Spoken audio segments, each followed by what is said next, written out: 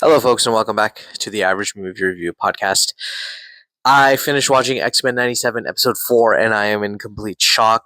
I didn't think they could outdo themselves, but they've once again done it, and they have left me broken. This show is probably one of the best shows in the last 30 to 40 years in terms of animation. I know there's been a lot of great shows. You know, you can talk about Invincible, you can talk about Avatar, The Last Airbender, you can talk about a bunch of other shows that can come to your mind, even a bunch of Batman shows too, right? But this show from the 90s to be revived and come back this strong and this amazing is unheard of. It literally is unheard of. Um, let's just deep dive right into it. Like, this is completely spoiler filled, so if you haven't seen it, that's on you. But I gotta say, man, like, I didn't. 1, 2, and 3 were good. Like, episodes 1, 2, and 3 of this season, they were good. Um, I wouldn't say they're anything incredible, but they were like all right. But 4 just blows you away, man. It just blows you away. You can't. There's. I don't even know how to even start this episode. That's how frazzled I am at how amazing this episode was. But if I have to begin somewhere, I would say, it starts off pretty strong, right? We see En Sabanur questioning, the X-Men. Why have they done this? Who are they? And all of this stuff. And then, you know, Charles explains to him who they are and what they're here for without giving him the full details of what he becomes. And then, and then he allows Charles to kind of read his mind to find the temple. And the only reason why they need to find this temple is because, Magneto, being who he is, destroyed Bishop's time bracelets or whatever. And now they need the power to reactivate those bracelets. But, for a moment, this show kind of gives you hope because you see his past and you think to yourself and you're like, this guy's been through a lot. You see Apocalypse's past and you're like, this guy has been through a lot. Maybe there is a chance that if he's shown the right way or if he's given a little bit of love and, a proper guidance, maybe he can be a good person. Maybe he doesn't have to be who he thinks he has to be. And, you know, you get that sense and you see Charles kind of maybe perhaps coming around to the idea that maybe there is hope for this, right? But in that vision, we get to see the temple, we get to see Isan, um, the Celestial, and whatnot, and we get to see that the Celestials are in play here. They find the temple's location, they make their way towards the temple, um, and they're sitting, they're right at the temple's gates, and then they kind of like take a camp break or whatever, right? And then in that moment, Ramatat, you know, uh, reaches out to Charles and then tells him that there's no changing the future. Like, there's no changing this. It is set in stone. Apocalypse will always become Apocalypse no matter what you do. You can end this now by bringing him to me and, letting me kill him. But the reality is if you don't do this, regardless, he will always become Apocalypse. But you could make one change that could change everything, right? And it's, again, that's where Charles's hope comes in, that maybe there is a chance that he could potentially may not end up being Apocalypse and he could be something better.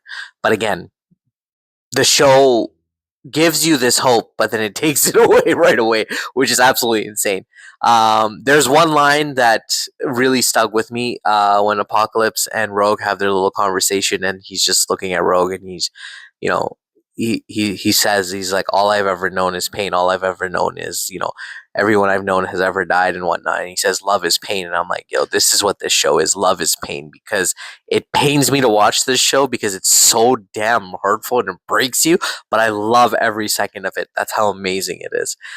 Anyway, we get into the temple. They find out it's a ship that Apocalypse has been using for years. We get to see Isan, the Celestial, who gives Apocalypse his power. um, you know, you come to the realization it's already written in the future that the X-Men help Apocalypse become who he is, in the hieroglyphs and whatnot, into the walls. So we are aware of all of that.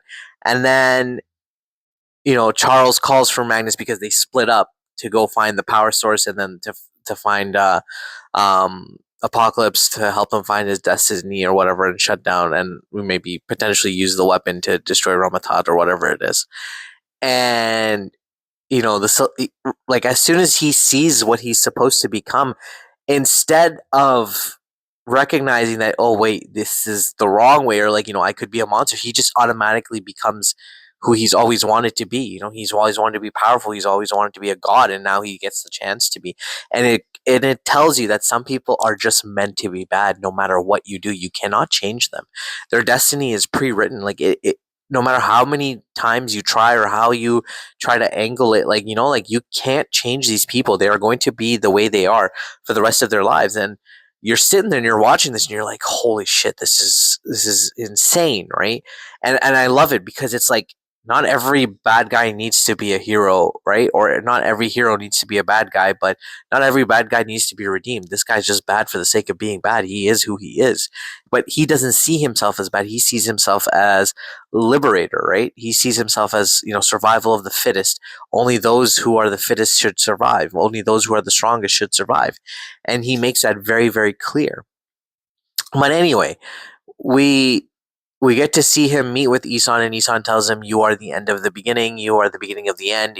When there is nothing left, there will only be you, Apocalypse, and the transformation of him becoming Apocalypse." Right? Um, Eric, who I think is quite possibly one of the best written characters in this show. Okay, Magneto has won me over. Magneto is a hero, and the lines that they have given this man, straight fire, bro. It's bars. Like, I'm shaking when I think about it because it is so good. Like, the way he delivers it and what he says, oh my god, it just gives you chills. He decides it's time to sacrifice himself because he'd set Noor on this path, and that because he feels that because of him, the world is going to end, and he has no choice, and he has to stop this by himself. He puts the bands and he looks at Bishop. He's like, "No need to be a villain, Bishop, when I'm here." Like, who says that, man? Who says that? That's the craziest line. That's the craziest line. But before I continue with that, I did miss the part, or forgot to mention the part of Ramatat, right?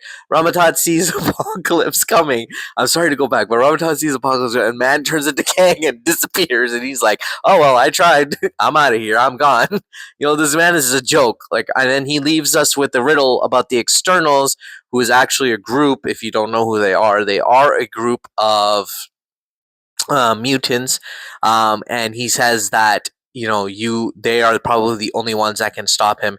They have apocalypse level type powers, sort of like that. So they are most likely the ones that will be able to stop him.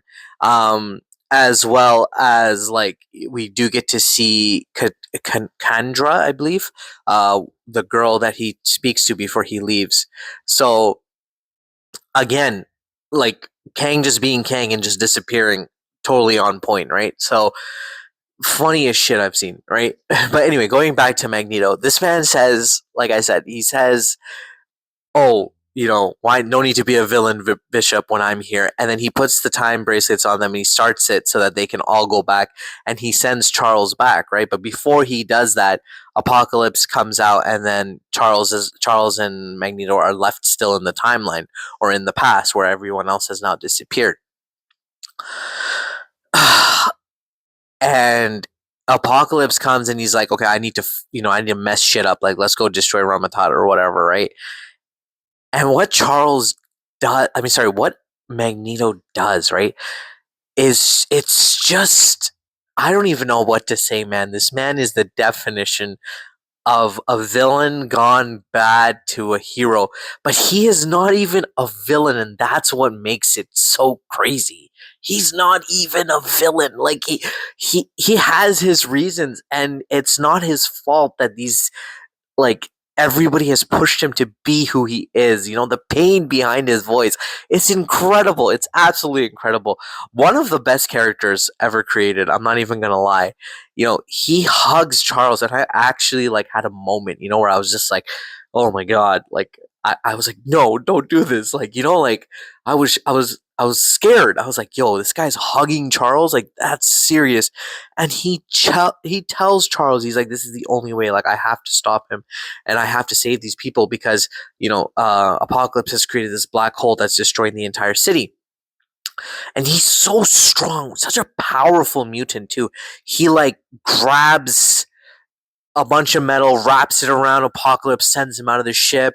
He sends Charles out of the ship before he leaving. He says to him, he's like, you know, maybe I've